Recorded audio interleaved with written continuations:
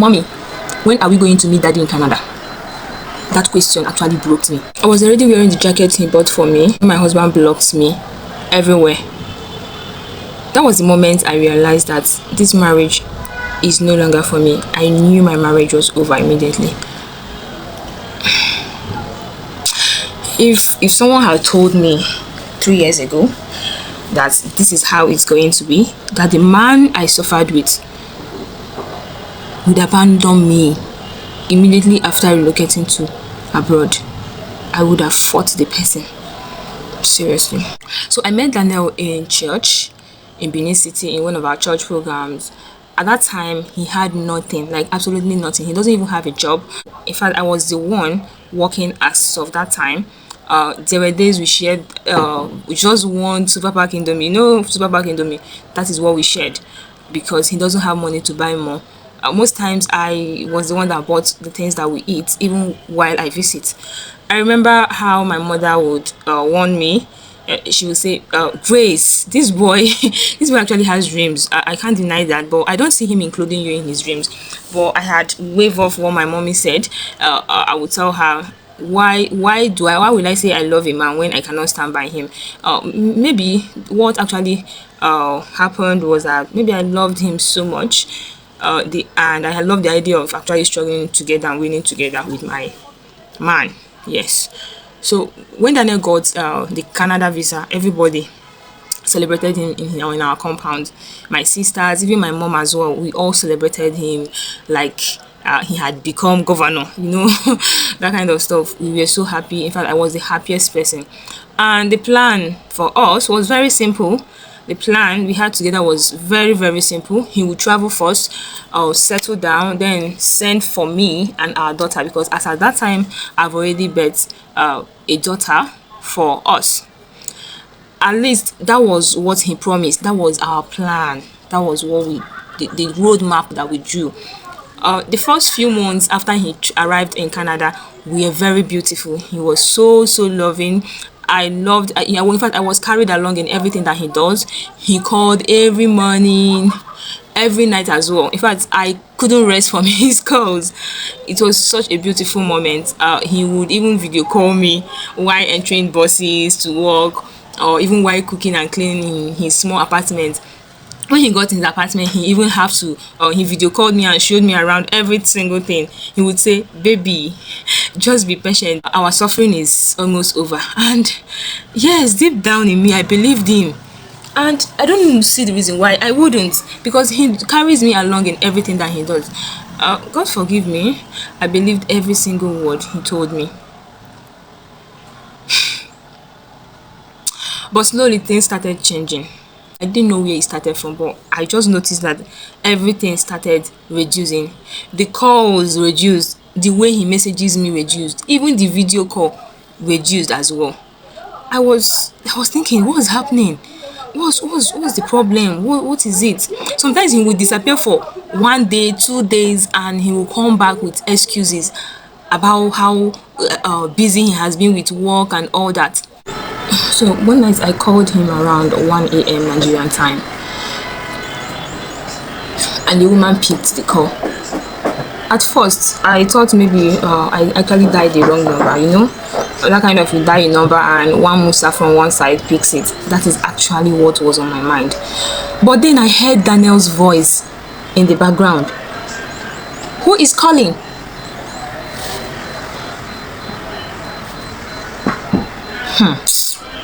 My heart dropped immediately. I knew it, something is actually wrong. The woman laughed. Then she said something that gives me sleepless nights. "Your husband is sleeping. Stop disturbing us." Huh? I was so dumbfounded. Like, what do you mean by us? Not him, but us. Like, stop disturbing us. That night I cried until morning. I could not sleep. The next morning I have to call him again. Let me see if this same woman will pick it. When I confronted Daniel the next day, he got angry instead. Somebody that is meant to apologize to me, this is what he said. He said, "Must you behave like a village woman?" He was shouting about it, that people help each other abroad. Must you behave like a local woman? help each other. So how is that woman helping you? Like, I don't understand. At that point, I already knew another woman was involved. So this is it. This is why the calls and everything reduced. But because I didn't want my marriage to fail, I kept quiet. I didn't say a word. I zipped it. And that was one of the biggest mistakes I ever did. Then 2 months later, he stopped sending money completely. Even for my daughter. School fees became my problem. Rent also became my problem. Feeding as well became my problem, because I was not all this. I am not just providing for myself, I am also providing for our daughter. Meanwhile, people in church were still calling me Canada wife, you know, that kind of vibe. Once I pass this, oh, your husband is abroad now, you don't have any issue with money. Canada wife. If only they knew. Then one afternoon, my daughter asked me, Mommy, when are we going to meet Daddy in Canada? That question actually broke me. I entered the bathroom and cried for almost 1 hour. I locked myself inside there. I didn't know what to answer. I didn't know what to say to my daughter. Then came the final blow. I was at my shop when one of my friends sent me a Facebook screenshot.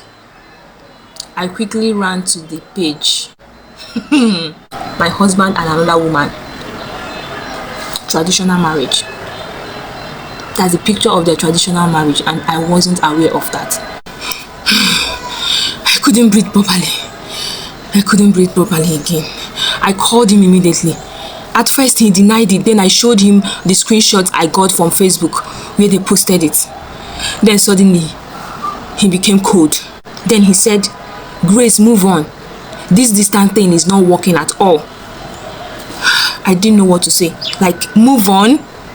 After 8 good years of marriage, after sacrificing my youth for him, after all the waiting, after having a daughter together, after suffering with him from nothing. That same night, I discovered he had blocked me everywhere. He has blocked me on WhatsApp, on Facebook, on Instagram. In fact, every single place, every single medium I could use to contact him again. I became sick emotionally. I was so down.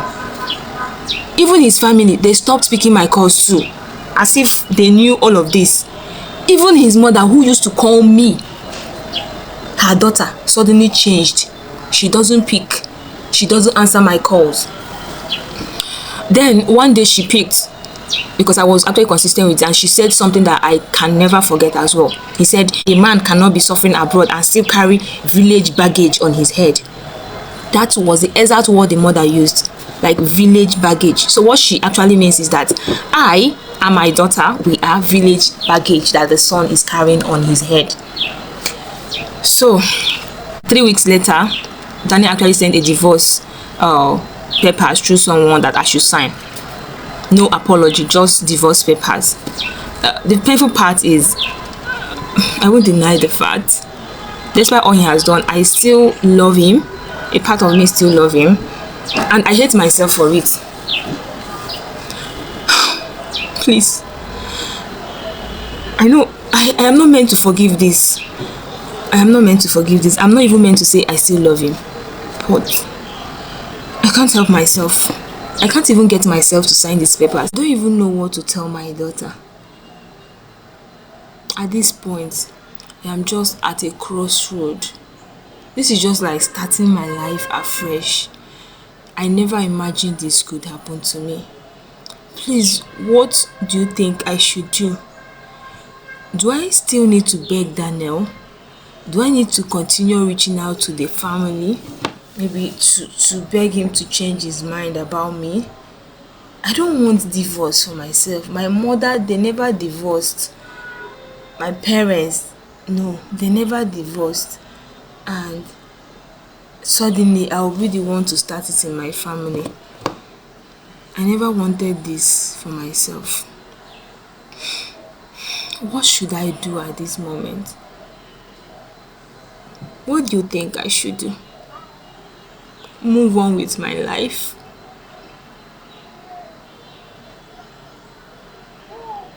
I'll still continue to wait for him and never sign the divorce papers.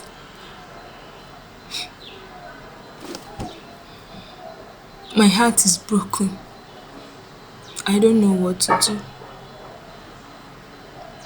Please share your thoughts.